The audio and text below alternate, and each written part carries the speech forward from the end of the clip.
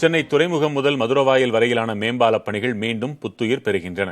இதற்கான புரிந்துணர்வு ஒப்பந்தம் முதலமைச்சர் மு.க. ஸ்டாலின் முன்னிலையில் கையெழுத்தானது.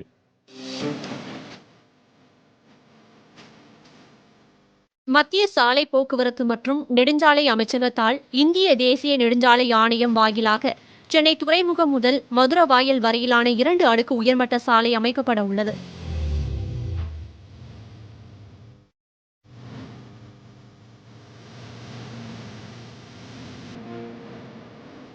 (20.565 கிலோமீட்டர் நீளத்திற்கு 5,855 கோடி ரூபாய் மதிப்பில் அமைக்கப்படும் இந்த சாலையில் சென்னை துறைமுகம் முதல் கோயம்பேடு வரை முதல் அடுக்கில் உள்ளூர் வாகனங்கள் மட்டும் பயணிக்கும் வகையிலும் 13 இடங்களில் வாகனங்கள் ஏறும் மற்றும் இறங்கும் சாய்தளங்களுடனும் அமைக்கப்பட உள்ளது.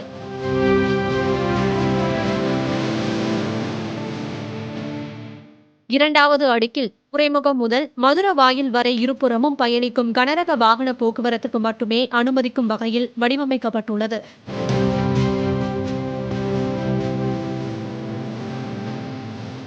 நீண்ட காலமாக நிலுவையில் இருந்த இப்பணிகளை செயல்படுத்தும் விதமாக முதலமைச்சர் மு.க. ஸ்டாலின் முன்னிலையில் தமிழக அரசு இந்திய தேசிய நெடுஞ்சாலை ஆணையம், சென்னை துறைமுக பொறுப்பு கழகம் மற்றும் இந்திய கடற்படை துறையினரால் புரிந்துணர்வு ஒப்பந்தம் கையொப்பமிடப்பட்டது.